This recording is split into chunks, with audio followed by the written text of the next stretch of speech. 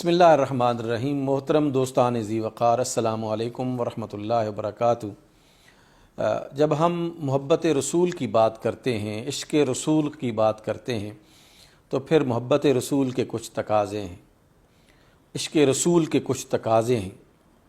محبت رسول کا ایک تقاضا یہ ہے کہ ہمیں نبی کی سنت سے محبت کرنی چاہیے۔ محبت رسول کا ایک تقاضا یہ ہے کہ ہمیں قرآن کے ساتھ محبت کرنی چاہیے، اور محبت رسول کا ایک تقاضا یہ ہے کہ حضور کے دوستوں کے ساتھ دوستی رکھنی چاہیے، حضور کے دشمنوں کے ساتھ دشمنی رکھنی چاہیے۔ اور عشق و محبت رسول کا ایک تقاضا یہ ہے کہ ہم حضور کی پسند کو پسند کریں، حضور کی ناپسند کو ہم ناپسند کریں۔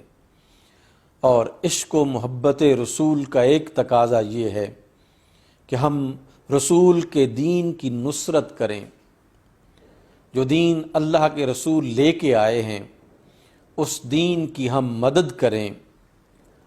اور اس عشق و محبت رسول کا ایک تقاضا یہ ہے کہ ہم امت کے ساتھ پیار اور محبت کریں۔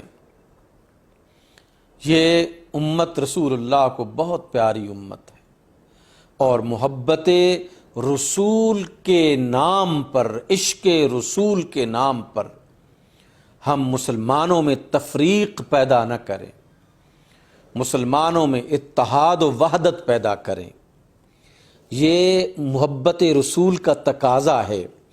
جو اس تقاضے کو پورا نہیں کرتا وہ محبت رسول میں سچا نہیں ہے، وہ عشق رسول میں سچا نہیں ہے۔ جو محبت رسول کا دعوے دار ہے اس کو اتحاد امت کے لیے اپنی تمام تر کاوشیں بروئے کار لانی چاہیے۔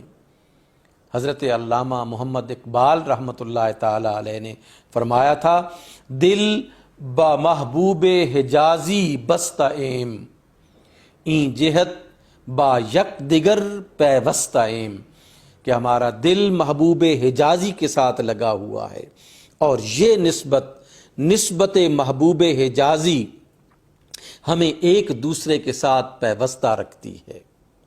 اس کا مطلب یہ ہوا کہ اگر محبوب حجازی کے ساتھ ہمارا دل لگا ہوا ہے تو ہم ایک دوسرے کے ساتھ پیوست ہیں، اور اگر صرف اعلان ہے اور اگر صرف بات ہے تو پھر ظاہر ہے کہ ہم افتراق اور انتشار کی بات کریں گے۔